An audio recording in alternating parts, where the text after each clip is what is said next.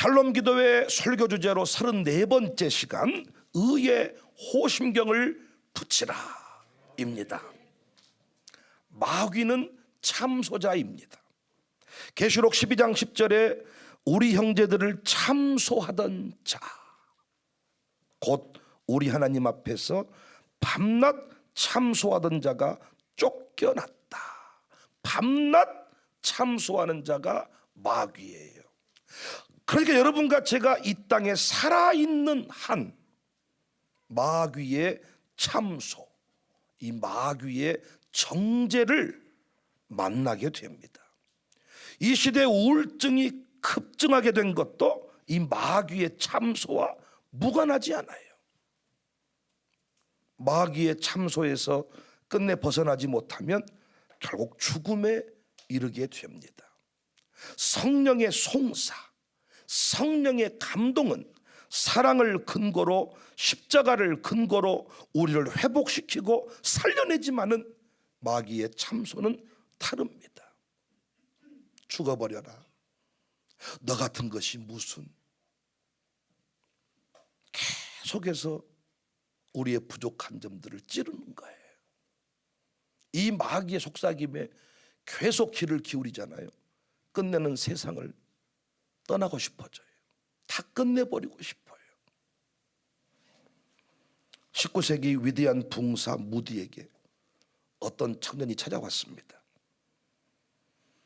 그 청년의 고민이 뭐냐? 어렸을 때 큰 죄를 지었는데 회개를 했다는 거예요. 그런데도 그 죄책감에서 벗어날 수가 없습니다. 나는 죄인입니다. 어떻게 하면 자유로울 수가 있을까요? 무디 목사님이 묻습니다. 당신은 예수님을 믿는 자가 맞습니까? 청년이 믿습니다. 무디가 다시, 예수님께서 당신의 모든 죄를 위해 죽으셨고 당신의 죄를 십자가의 보혈로 사하셨음을 정말 믿습니까? 믿습니다. 이때 무디가 화를 버럭 내면서, 네가 뭔데? 예수님이 다 잊었다는데, 예수님이 기억하지 아니한다는데, 네가 뭔데? 예수님이 다 용서했다는데 왜 자꾸 용서 안 되었다고 그렇게 죄책감에 붙들려 살고 있냐고 버럭 소리를 질렀다는 거예요. 마귀는 어떤 사람의 죄를 비난할 때요, 5년 전에, 10년 전에, 15년 전에 죄까지 들추었네. 그러니까 여러분, 더러워서 죄를 안 지어버려야 돼. 어떤 이 터집이 하나 잡히면요, 이 마귀 새끼가 15년 전, 10년 전, 5년 전, 3년 전 아니 땐 굴뚝 연기를 내버린 놈이 마귀야. 근데 실제 불을 뗀 적이 있으면 이건 참 힘들어. 젊은 날 나만 하는 어떤 죄가 있어. 이걸 마귀는 잊어먹지 않아. 5년 전 파일, 10년 전 파일, 15년 전 파일, 파일로 가지고 있어. 파일로. 그래서 마귀가 한 번씩 이 지난 날의 죄를 가지고 우리를 찔러댈 때가 있습니다. 이때요, 변명하잖아요. 그러면 지는 거예요. 거짓말 하잖아요. 그러면 지는 거예요. 아니다고 하잖아요. 그러면 지는 거예요. 10년 전, 15년 전, 5년 전, 3년 전 나만 하는, 또 어제 일일 수도 있습니다. 어떤 잘못을 마귀가 찔러댈 때 인정하는 것이 중요해요. 맞다. 그런데 거기서 끝나면 안 되죠. 10년 전에, 15년 전에 내가 살인자였고 도둑놈이었고 사기꾼이었고 음탕한 자였다. 맞다. 그런데 주님이 모든 죄를 용서하셨고 의롭다 하셨다. 이거 외쳐야 돼. 이 외치는 게 뭐냐? 의의 호심경을 붙이는 거예요. 이걸 잘 반영한 찬송가가, 나 같은 잡것이 용서함 받아서 주 앞에 옳다함 얻은 것은 금이나 은같이 없어질 보배로 된 것이 아니고 어린 양 예수님의 피로 되었습니다. 확실히 믿사옵니다. 확실히 믿겠습니다. 의심하지 않겠습니다. 마귀가 찔러댈 때 아니다 하면 친다니까요. 맞다, 도둑놈이다, 사기꾼이다, 더러운 인생이었다, 정말 부끄러운 인생이었다. 그러나 우리 주님이 용서해 주셨다. 의롭다 해 주셨다. 하나님 자녀라 인정해 주셨다. 하나님이 목사로 세워 주셨다. 하나님이 집사로 세워 주셨다. 노래하겠습니다.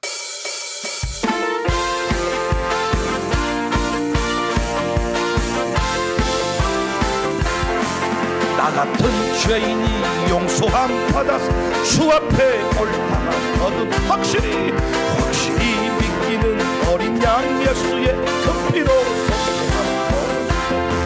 속죄하 주 예수 내 죄를 속죄 할렐루야 소리를 합하여 함께 찬송하세. 급히 나 같은 죄인이 용서함 받아서 주 앞에 옳다함 얻은 확실히 믿기는 어린 양 예수의 그 피로 속죄하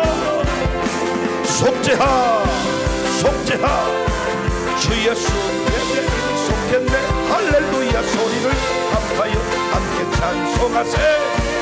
급히 나 같은 죄인이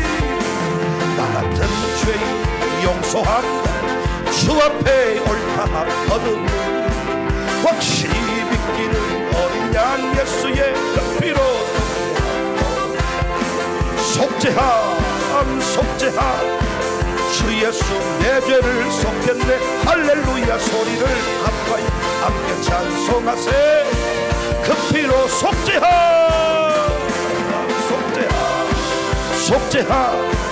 주 예수 내 죄를 속겠네. 할렐루야 소리를 합하여 함께 찬송하세. 그 피로 속죄함 얻었네. 할렐루야. 나 죄인이야. 부족하기 짝이 없는 인생이야.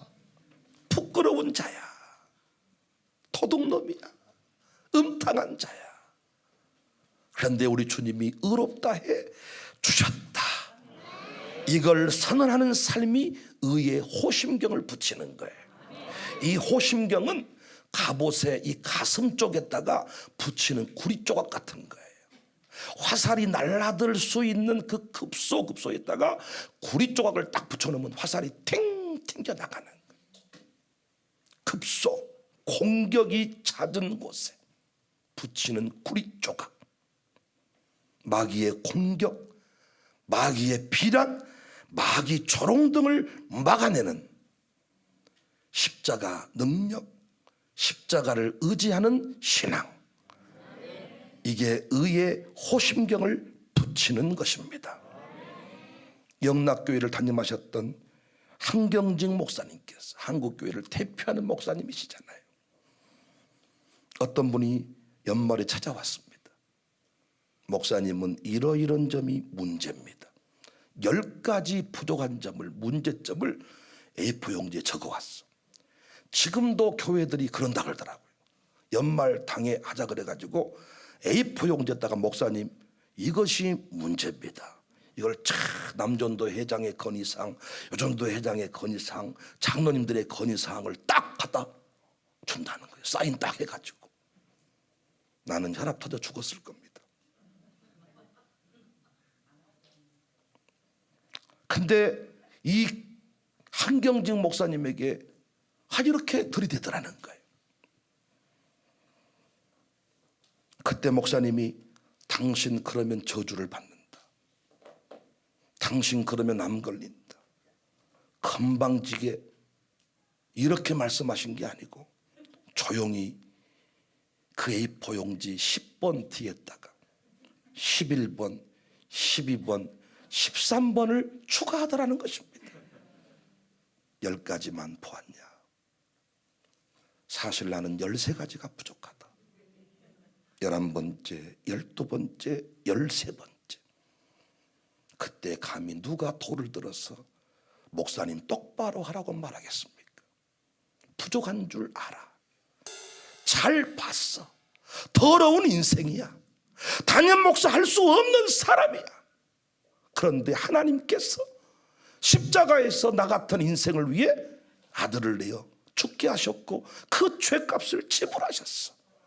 의롭다 하셨으니 나는 십자가 공로 의지하여 오늘 또 이 자리에 서 있습니다.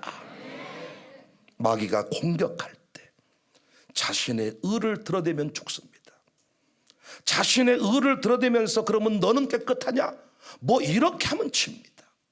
맞습니다. 마귀가 정확하게 그 파일을 가지고 얘기하는데 맞습니다.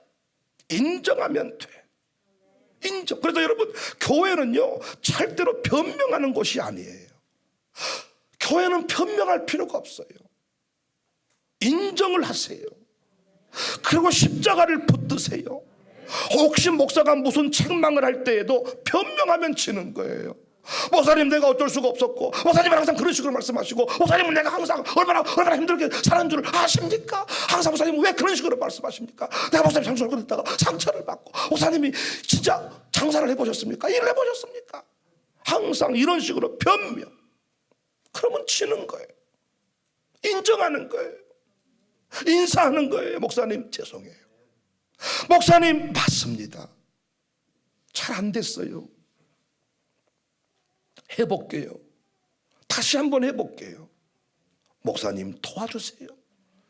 잘못을 지적하는 장로님한테 화를 내면 안 돼. 장로님 잘 보셨습니다. 진짜로. 저는 그런 느낌을 참 많이 받습니다. 어떤 잘못을 지적할 때요 아니다 싶은 것이 별로 없어요. 정확하게 보셨더라고요. 그럼 어떻게 해 장로님? 그럼 어떻게 해 권사님? 목에 그만할까? 부족하지만은 하나님 주신 사명은 완수해야 되니까 장로님이 도와주시면 좋겠다. 권사님이 도와주면 좋겠다. 여러분도 마찬가지. 목사님 잘해보려고 하는데 안 돼요. 또 무너졌어요. 목사님 맞아요. 설교 듣고 보니까 다 나를 향한 말씀이네요. 왜 나를 때리세요? 왜 나를 치세요? 목사님 왜 그따위로 말씀하세요? 하면 치는 거예요. 다 내게 주시는 말씀이네요. 목사님 다시 일어서 보겠습니다. 목사님 특별히 기도 좀 부탁합니다. 목사가 저 같은 경우에도 거의 부부싸움을 안 해요. 그런데 부부싸움을 종종 했다고 쳐봐요. 어쩌다 한번 했다고 쳐봐요. 그때 제일 힘든 게 뭔 줄 아세요? 설교할 마음이 사라져요. 아내가 다 뒤에서 완전히 성질 내면서 인상 쓰면서 아가서 설교를 열심히 했어요. 부부관계에 대해 설명을 했어요. 아내가 앞에서 막 울더라고요. 와, 이 여자가 은혜를 많이 받구나. 집에 가서 여보 은혜 받았나? 근데 뭐라고 말한 줄 아세요? 나는 당신이 남녀 관계를 그렇게 잘하는지 몰랐대. 그렇게 멋진 남편 역할을 잘 알면서 왜 나한테는 그따위로 했니? 서러워서 울었다는 거야. 열받아서 울었다는 거야. 어떤 분은 자꾸 목사님 삶은 엉망이면서 설교는 잘하시네요. 이렇게 말한 분이 계셔. 근데 여러분 내가 말씀드렸잖아요. 선배 목사들 많이 계시지만 저분들은 다를지 모르겠습니다. 그러나 저의 경우를 보니까요, 제가 살아낸 것을 설교하려면 설교할 것이 별로 없어요. 설교하고 살아내겠다 결단을 하는 것이죠. 설교하면서 또 그렇게 같이 살아가는 것이지요. 너는 똑바로 사냐? 너는 어쩌냐? 이렇게 말하면 할 말이 별로 없어. 혹시 부부싸움 하고 나서요 다 살려고 하면요 나를 째려보는 그 부인의 눈빛이, 교회들마다 사모님들 보면요 항상 맨 뒷자리에 앉아 계시더라고요. 장로님들은 맨 앞자리에 앉아 계시는데 거의 눈 감고 있어요. 성경책 항상 성경책을 뒤적거려요. 항상 성경 일독을 하신가 봐. 그리고 거의 눈 감고 계시고, 그러니까 뭔가 불편한 감정을 가지고 인상 쓰고 성경 일독하고 뭐 쓴 척하고, 아내는 사모님은 애들 안고 돌아다니고 사탕 주고 왜 못마땅하다 그 말이야. 네가 똑바로 하라 그 말이야. 이걸 느껴졌을 때 목회할 마음이 다 사라져버려요. 부부싸움 할 때마다 설교를 그만둔다면 목회 제대로 할 목사님 별로 없을걸. 길 지나가다가 어떤 아저씨랑 옥신각신하고 작게 든 사람한테 또 이렇게 뭔가 소리 지르고 또 뭔가 음탕한 생각이 들 때마다 나는 목사감이 아니야. 이런 음탕한 문제 하나 해결 못하고 무슨 목사 했다면 설교할 시간이 별로 없을걸요. 정말 장로님들 공산 대표 기도하시는데 여러분들은 진짜 의롭게 살아서 그렇게 멋지게 기도하십니까? 저 기도할 때 보면 천사 같읍니다. 뭐지 죄송해요.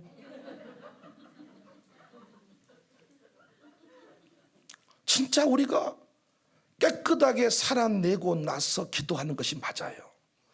깨끗하게 살아내고 나서 설교하는 게 맞아요. 깨끗하게 살아내고 나서 찬송하는 게 맞아요. 그러나 그때만 여러분 앞에 예배 가운데 순서를 진행한다면 아마 우리는 한 사람도 제대로 설 수 있는 사람이 없을 것입니다.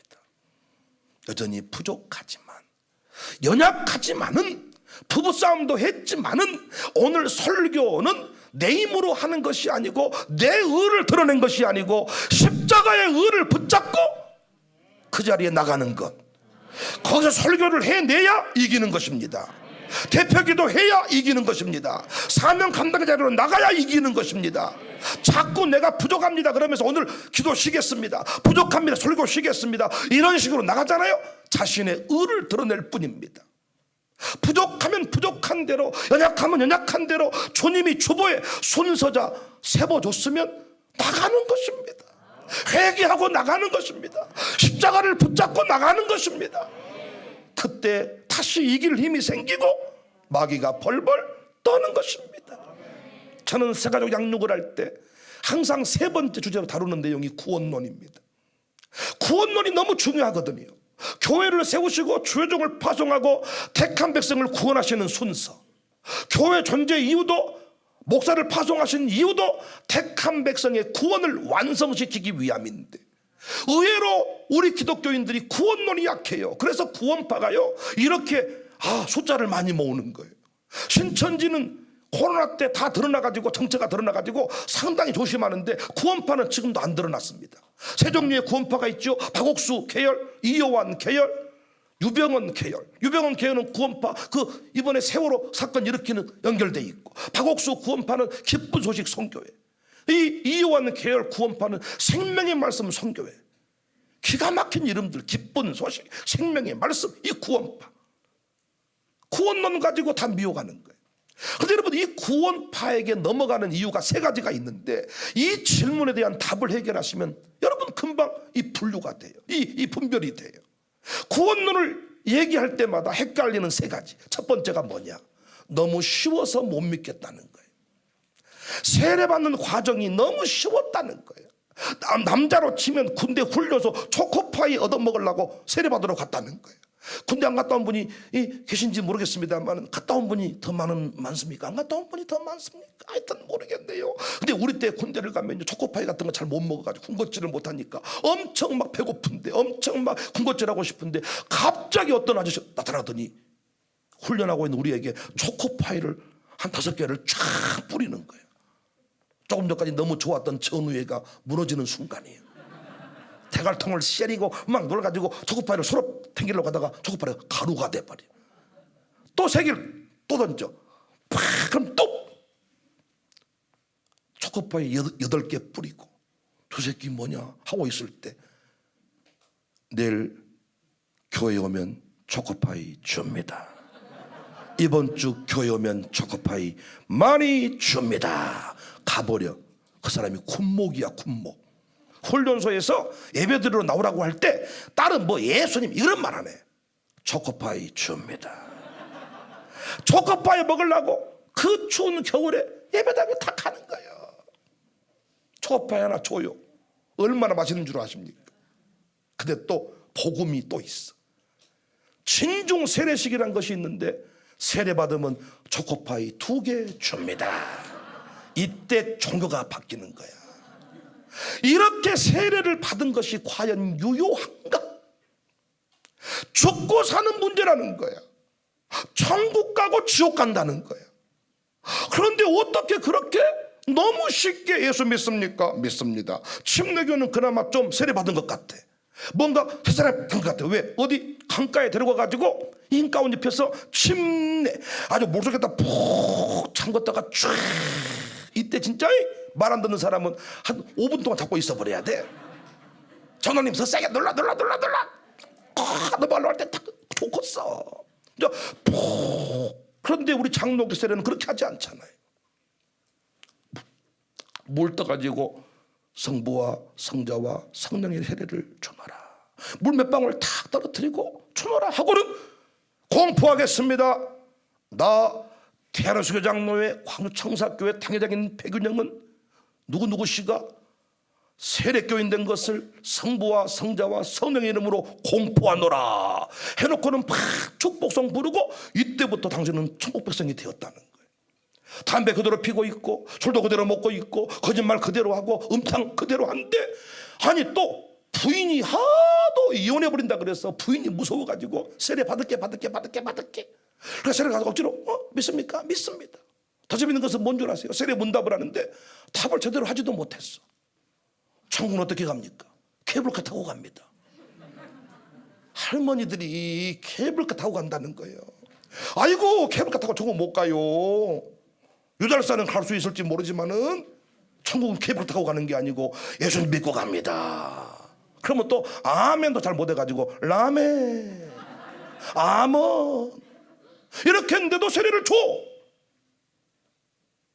마지막 죽음의 순간에 예수님 믿으면 천국 갑니다. 눈 깜빡깜빡 해보세요. 예수님 믿으면 눈 깜빡깜빡. 얘도 못할 때 눈 몇 깜빡깜빡 손 한번 들어보세요. 이렇게 해도 천국과 지옥이 결정된다는 거예요. 이것을 못 믿겠다는 거예요.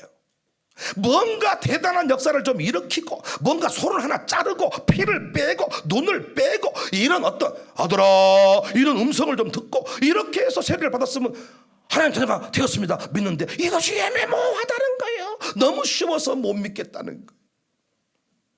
여기서 구원론이 헷갈리는 거예요.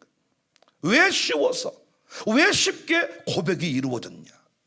절대로 여러분 이거요 중요한 얘기입니다. 아무나 고백이 가능한 게 아니고 내 안에 성령님이 오셔서 성령님이 깨닫게 해주시고 도와주셔야 고백이 가능한 줄로 믿습니다. 어떤 사람에게 성령님을 보내주시느냐? 구원하기로 작정된 영혼에게 보내주시는 거예요. 그러니까 여러분과 제가 예수님을 본 적도 없고 갈릴리 나사렛 가본 적도 없는데 그분이 믿어지는 것은 내 의지가 아니고 내 생각이 아니고 성령님의 도우심인 줄로 믿습니다.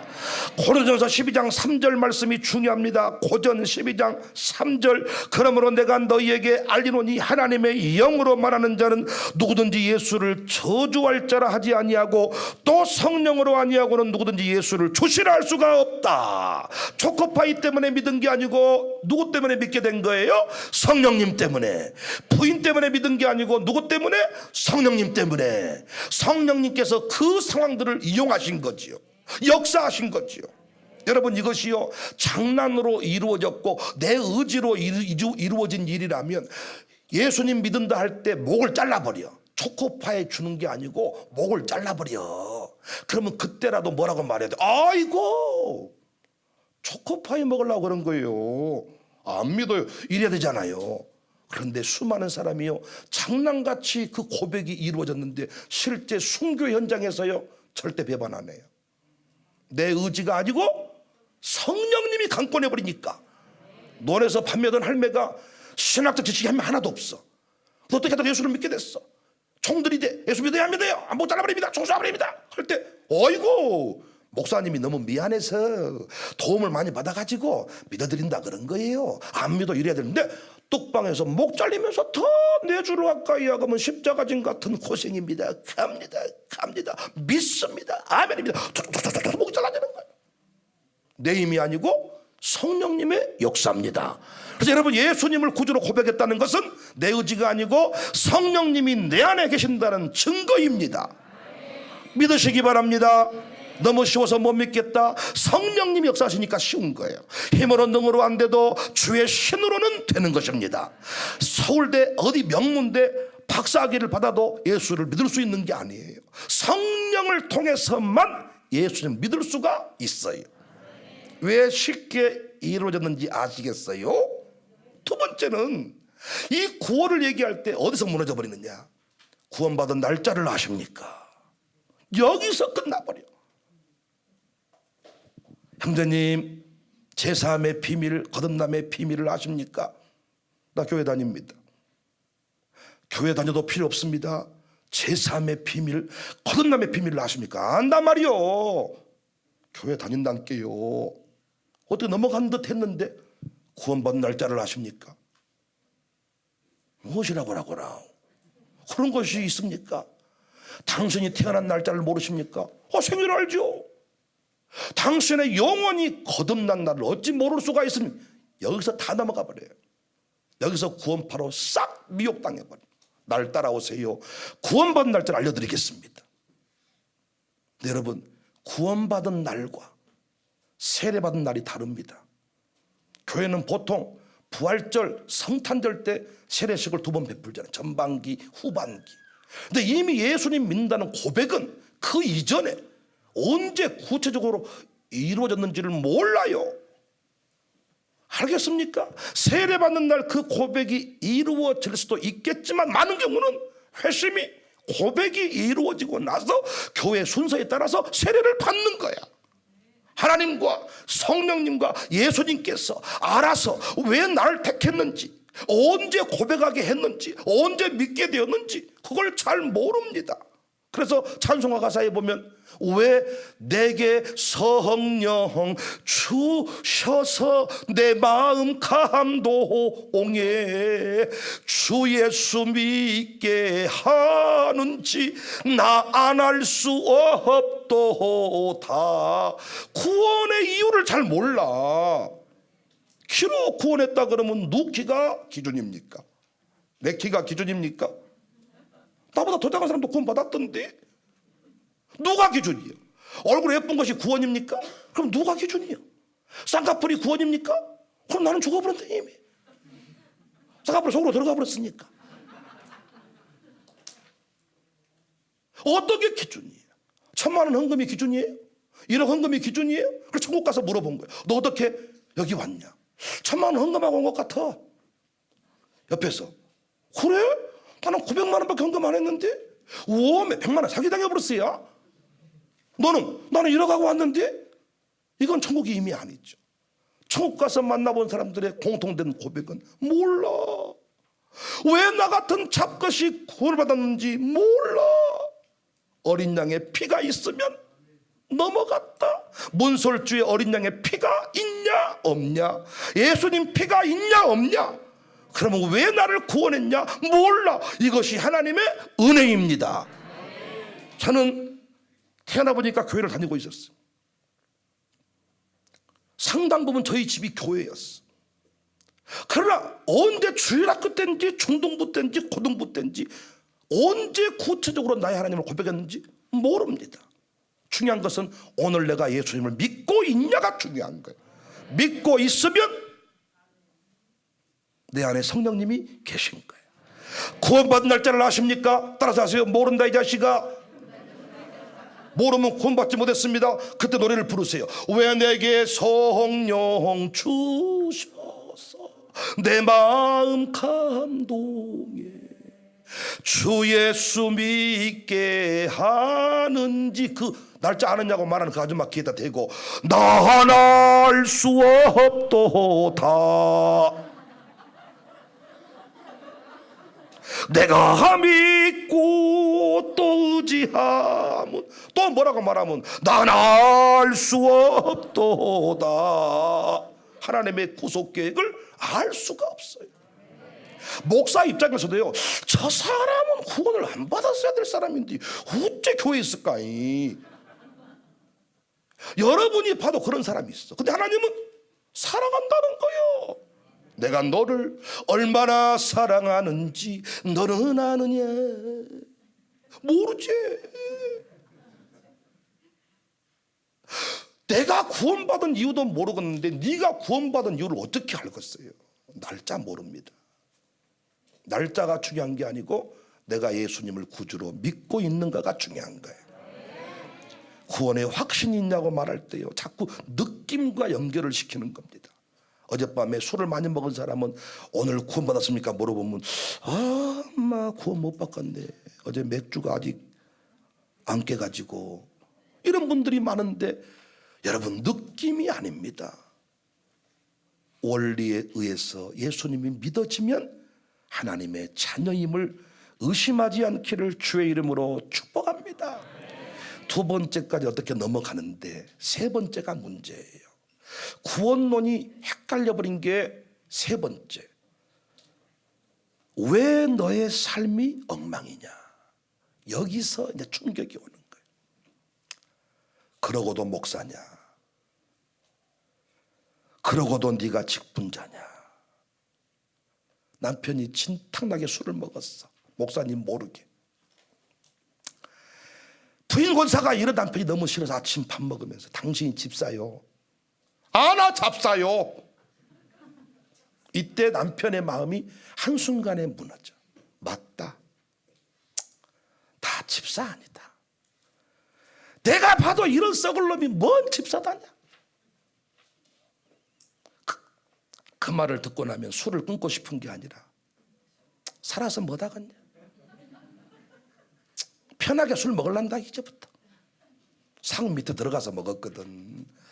집사 돼서 차이가 있다면 상 밑으로 들어가서 먹는 거예요, 술을. 옛날은 대놓고 먹었다면 상 밑에 얼마나 힘들겠어요. 상 밑에 들어가서 먹으려니까.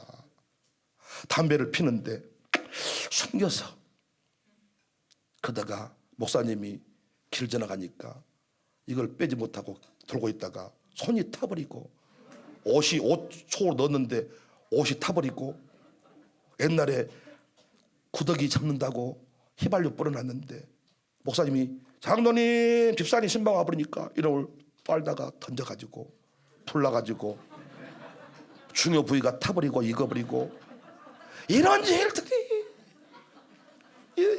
살아서 뭐다가.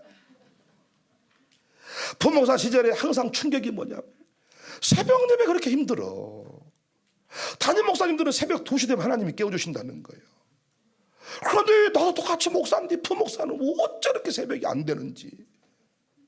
내 알람 내 알람 맞춰놓고 자도 알람 소리가 안 들려버리고.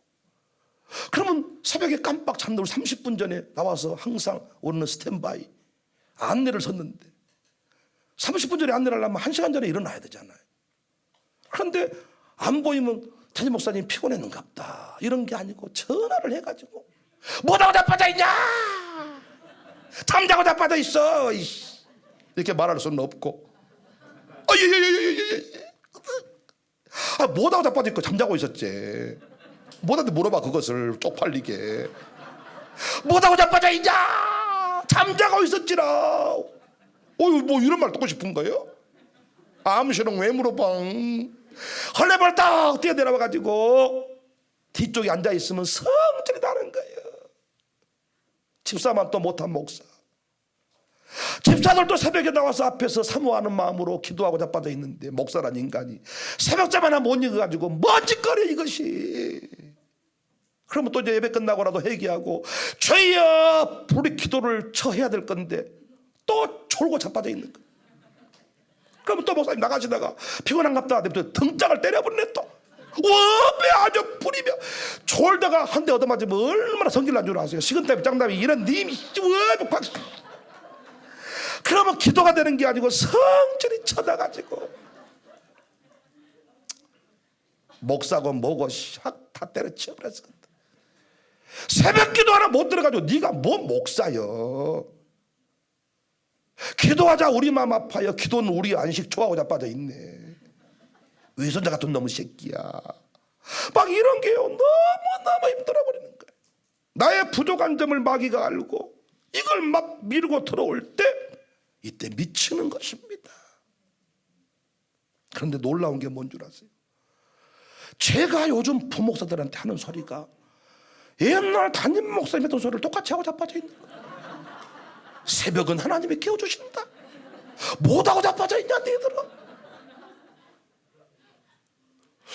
이걸 가만히 봤더니 뭔가 대단한 능력이 필요한 게 아니고 위치의 변화, 세월의 변화에 따라서 새벽이 되고 안 되고,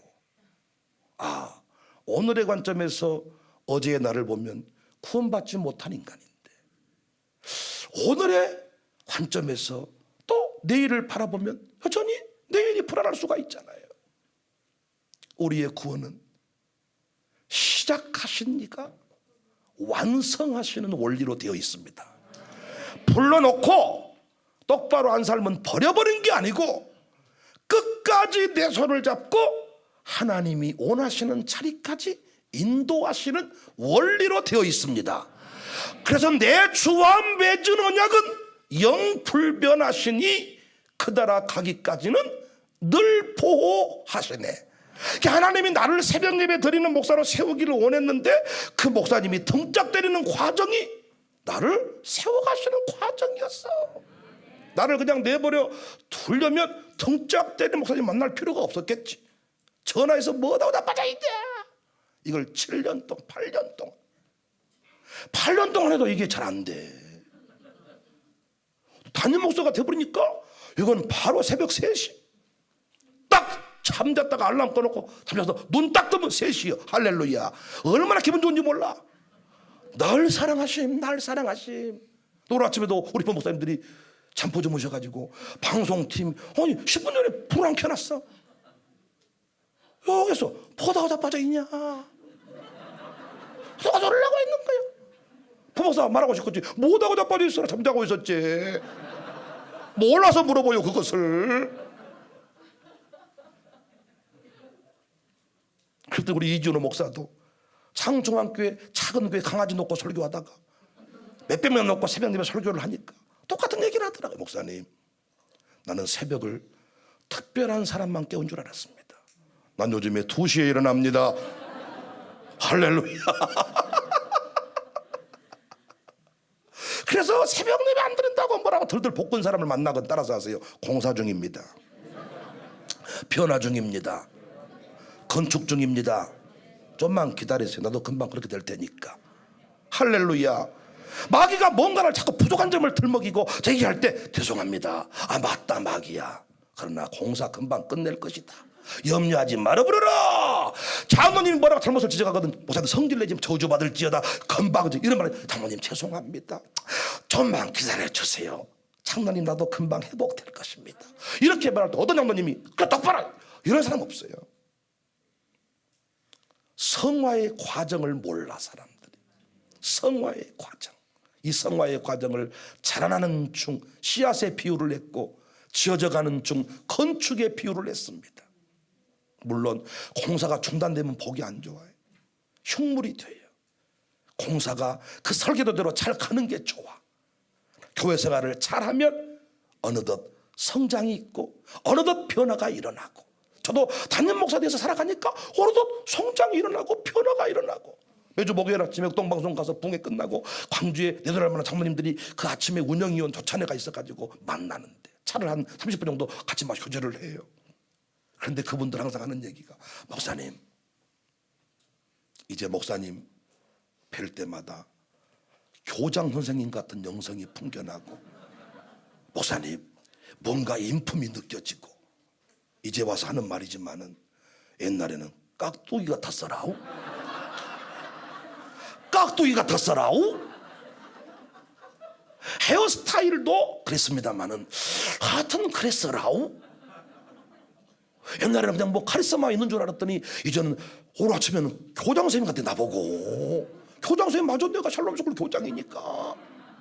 옛날에는 가방 들고 다니면 뭐하는 사람입니까? 일수 가방 내가 들고 다니거든요. 핸드폰 가방, 양복 안 입고 가죽 잠바 입고. 제가 한 번은 우리 나이 드신 분 병원 신방을 갔어요. 그 집 아들 며느리가 병간호하고 있더라고요. 커튼 쳐놓고 있는데 문 쑥 열고 계십니까? 해서 들어갔더니 갑자기 거기 그 아들 며느리가 가죽 잠바 입고 가방 들고, 누구세요? 나보. 우리 부목사님은 양복 입고 옆에 딱 서 있고 나는 까지 잠바 입고 그러고 가방 들고 갔더니 누구세요? 그랬더니 그 누워있던 분이 어메 우리 목사님 오셨네 이러니까 목사님이세요. 우리 장터집하고 모시고 가면 장로님 머리가 허하고 양복 입고 다니시니까 장로님 담임 목사고 나는 부목사 기사 정도. 세월이 흘러가니까 담임 목사를 13년쯤 하니까 나보고 이제는 교장선생님 같다잖아요. 지난날의 관점으로 보면 목사가 뭐 저렇게 생겼다냐 그러는데 세월이 흘러가니까 변화가 되고 새로워지고 내 안에 착한 일을 시작하신 이가 이루실 것을 보잖아요. 혹시 누군가 정죄하고 자꾸 너 왜 그따위로 사느냐, 왜 네가 그러고 집사냐, 네가 권사냐 이런 말 할 때마다 죄송합니다, 공사가 늦어졌습니다, 조만간에 공사 끝내겠습니다. 화장실에서 중고등부 학생들이 담배 피다 걸렸어. 담배 피다. 교회에 담배 피면 돼요, 안 돼요? 교회 집사님들 담배 피는 사람 있죠? 그분들은 알죠? 교회에서 피해요, 안 피해요? 교회 뒤에서 피죠. 패도리 학생들은 어떻게? 멍청해 가지고 이 미친놈들이 화장실에서 담배 피웠죠. 살아남겠어요, 죽겠어요? 널리가 나버려. 인민재판 열려버려. 인민재판. 여러분씩 죽여버리고 살려버리고 막 난리치는 거예요. 그때 한마디 하세요. 죄송합니다, 공사 중입니다, 공사를 빨리 마치겠습니다. 이런 사람은요 변화되기가 쉬워. 누가 담배를 못 끊냐? 교회 뒤에서 피는 그 인간들 안 핀 척 한다고요. 교회는 변명하고 속이는 사람들은 공사가 늦어져요. 그러나 인정을 해버린 사람은 공사가 빨라져요. 제가 욕도 어떻게 끊었냐? 욕을 막 했더니 또 나 지적을 하더라고요. 설교할 때 욕을 많이 하냐는 거예요. 그래서 내가 김문은 목사님 따라서 했다. 그랬더니 네가 김문은이냐? 아니다, 난 백윤영이다. 그 다음부터 죄송합니다, 욕 안 하겠습니다. 인정을, 이렇게 변명을 해도 안 통했을 때 인정을 하니까 그때부터 욕을 안 하게 되더라고요. 욕을 거의 안 하잖아요. 지금 한 번씩 하지만은 옛날에 비해서 안 한다 그 말이에요. 인정을 하기 시작하면 공사가 빨리 진행이 되는데 변명하고 숨겨버리면 공사가 안 되는 거예요. 세 번째, 왜 네 삶이 엉망이냐? 옛날에 동네 마담이었어. 술집 주인이었어. 근데 그분이 교회 집사가 됐어. 근데 이제 권사 취임식을 하려고 그래. 피택을 해. 사람들이 마담이었던 줄 알아. 쉽겠습니까? 과연 그래도 옛날에 그 마담이었는데 그거 하면 안 되지 않겠습니까? 이럴 수가 있지 않겠습니까? 삶을 가지고 얘기를 할 때 우리는 늘 부끄럽단 말이에요. 여기서 무너져 버린다고요. 그때마다 성화의 과정, 알파와 오메가 되시는 주님, 시작하신 이가 완성하실 것을 믿고 공사 중임을, 건축 중임을 믿음으로 선포하시기를 바랍니다. 내 의가 아닙니다. 그분의 의입니다. 십자가의 공로입니다. 할렐루야. 내가 공을 세우나 은혜 갚지 못합니다. 쉼이 없이 힘쓰고 눈물 금심 많으나 구속 못할 죄인을 예수님 홀로 속합니다. 이 찬송가 난 너무 좋아하는데, 빈손 들고 앞에 가서 십자가를 붙듭니다. 의가 없는 자라도 도와주심 바라고 생명샘에 나가니 나를 씻어 주세요. 노래 한번 하겠습니다. 빈손 들고 앞에 가, 빈손 들고 앞에 가, 십자가를 붙드네. 의가 없는 자라 도와주심 바라고 생명샘에 나아가니 나를 씻어주소. 빈손 들고 앞에 가, 십자가를 붙드네. 의가 없는 자라도 도와주심 바라고 생명샘에 나가니 나를 씻어 주소서. C.S. 루이스라는 사람이 이 성화를 가장합시다, 이런 책에서 설명을 잘했습니다. 예수님이 기도를 가르치시면서 하늘에 계신 우리 아버지여, 이렇게 기도하라고 가르쳤죠. 여전히 그들의 삶은 부족했죠. 그런데 뭐라고 기도하라 그래요? 하늘에 계신 우리 아버지여. 이 말은 이미 자녀임을 전제하고 있잖아요. 네가 똑바로 살지 않으면 네 아버지는 너를 버려버릴 거야. 버리려면 진노 안 합니다. 회장님이 자르려면 책망할 필요가 없습니다. 조용히 모아두었다가 200가지 잘못을 딱 얘기하고 보따리 싸세요 하면 끝나죠. 책망하는 이유는 너와 함께 가고 싶다는 거잖아요. 그지요? 하늘에 계신 우리 아버지요. 어떤 사람이 가면을 쓰고 살았더니 얼굴이 바뀌더라는 거예요. 그 팽수인가 있잖아요. 팽수인가. 그 팽수 복장을 하고 살잖아요. 근데 그 캐릭터대로 사니까 성격이 바뀌더라. 이 가면을 썼더니 얼굴이 변하더라. 친하지 않는데 친한 척 하다가 친해진 경우가 있고, 우울한데 기쁜 척 했다가 기뻐진 경우가 있다. 엄마가 아이에게 말을 가르칠 때 보니까 요즘 새댁들이 뒤에 많이 계시는데, 너들이 말을 가르칠 때 보니까 어때요? 아무것도 모르는 그 핏덩어리한테 사람 취급을 해주죠. 배고팠구나, 사랑하구나, 엄마를 사랑한다고, 아이고 고마워, 하나님 너를 사랑하시지, 오 그래 오이고, 하루 종일 저 혼자 시부렁 됐었잖아요. 그런데 이 아무것도 모르는 이 애가 이렇게 하는데 계속 사람 대접을 하면서 사람 취급을 하면서 계속 말을 하니까 그렇게 말을 배우는 거예요.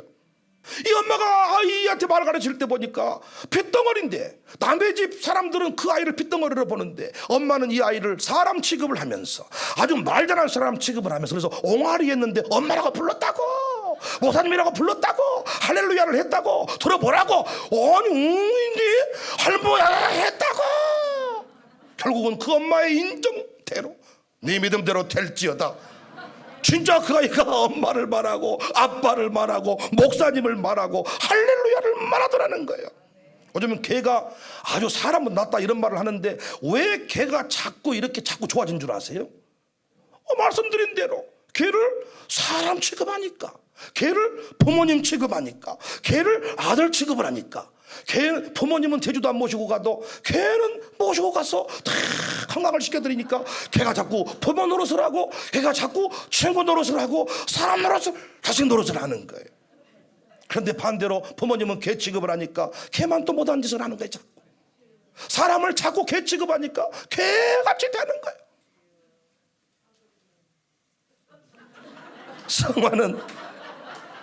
성화는 뭐냐? 성화라는 것은 그렇다고 취급해 주는 거예요. 이게 성화야. 성화를 촉진하는 교회, 변화가 빨리 이루어지는 교회, 어떤 교회냐? 자꾸 정지하는 교회가 아니라 그가 하나님의 사람임을 인정해 주는 거예요. 우리 교회 아이들이 남달라요. 우리 교회 청년들이 남달라요. 그 이유는 뭔 줄 아세요? 세대통합 목회를 하기 때문이에요. 세대통합 목회는 뭔 줄 아세요? 애들은 나가 놀아라, 어른들이 귀찮다가 아니라 모든 모임 자리에 이 애들을 참여를 시키는 거예요. 그 애들을 인정해 주는 거예요. 존중해 주는 거예요. 제 두 아들이 이렇게 멋지게 세워진 이유 중에 하나가 우리 장로님들이 제 두 아들을 정말 사랑해 줬어요. 정말 존중해 주고, 쓸데없는 소리를 해도 우리 은민이 토민이. 그래서 한 번은 제 아들이 집에 있는데 나보고 뭐라고 말한 줄 알아요. 장로님이랑 통화하고 딱 끊었더니, 유성도 장로님이 통화를 딱 하고 끊었더니, 아버지는 참 장로님을 잘 만나셨어요. 참 좋은 장로님을 만나셨어요. 그 내가 말하고 싶어서, 장로님도 목사 잘 만났어, 장로님도 목사를 잘 만났어, 그 말하고 싶었지만 맞다. 아버지는 장로님을 잘 만났대. 왜? 우리 장로님은 항상 우리 투민 연민이를 사람 취급을 해줬어. 뭔 말하든지 간에 다 그 질문에 답해주고, 안고 다니고, 다 존중해 주니까 장로님 집에 놀러 간다 그래. 사람 취급 못 받은 곳에 안 가고 싶어. 왜 우리 교회 남자들이 살아나 버리냐? 나는 여인들보다 남자들을 존중해줘.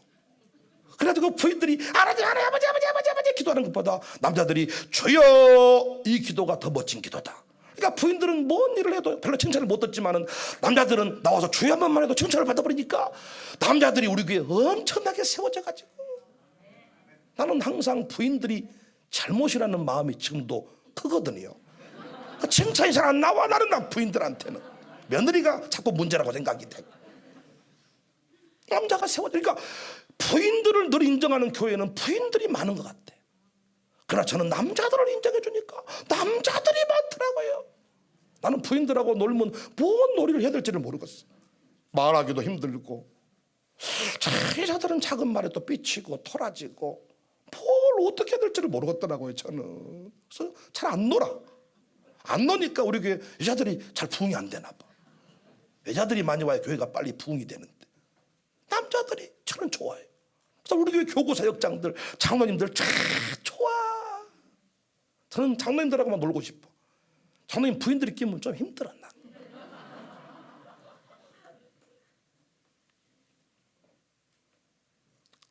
복음은 정죄하거나 평가를 일삼는 것이 아니고, 복음은 현재가 아니라 미래를 인정해 주는 것이고, 착한 일을 시작하신 이의 능력을 믿는 것입니다.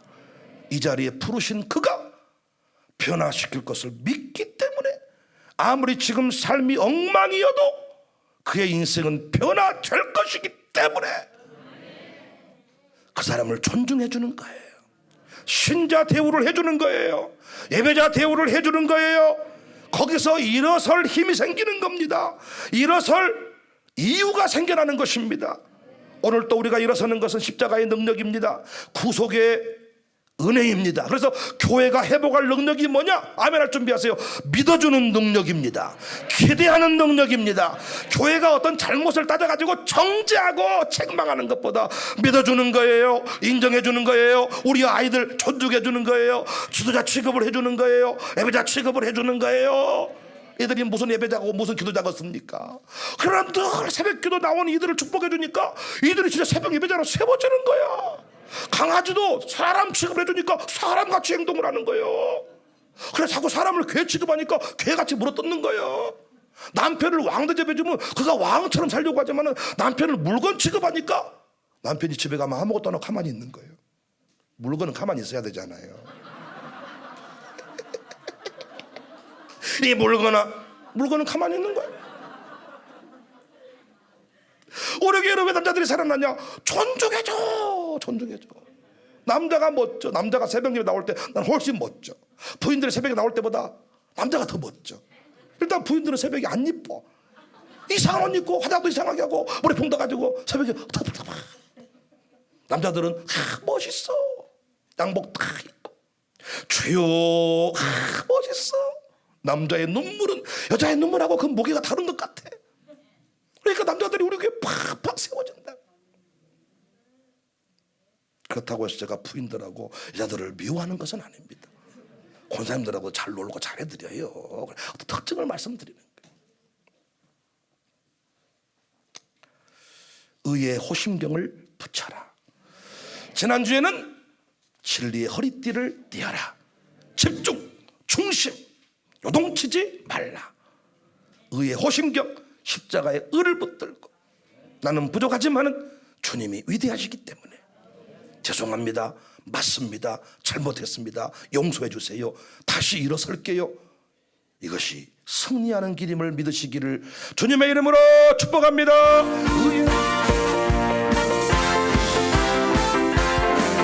마음에 가득한 의심을 깨치고 시급히 완벽한 마음으로 찬송을 부르는 어린 양 예수의 그 피로 속죄함 주 예수 내 죄를 속했네. 할렐루야 소리를 아파요 함께 찬송하세. 그 피로 금이나 은같이 없어질 보배로 속죄한 마음으로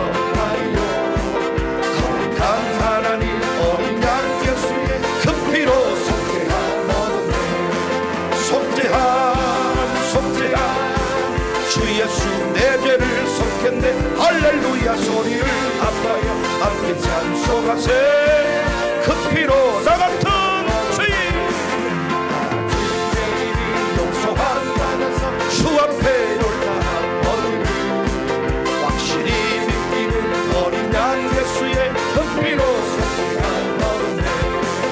속죄하 속죄하 주 예수 내 죄를 속했네 할렐루야 소리를 감사하여 함께 찬송하세 그 피로 거룩한 천국에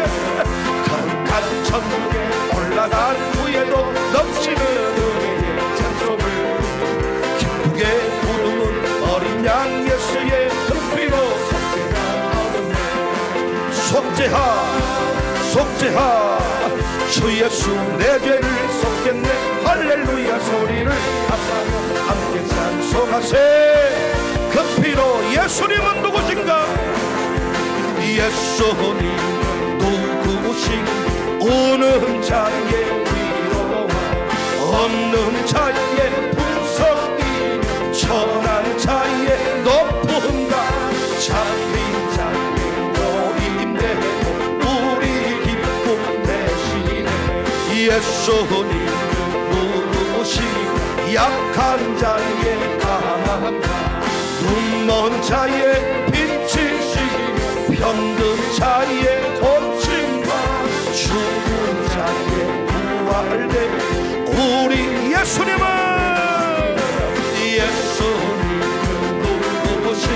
주한 자의 전함 죽을 자의 생명이 죄인들의 중보와 멸망 자의 구원대 우리 평화 예수님은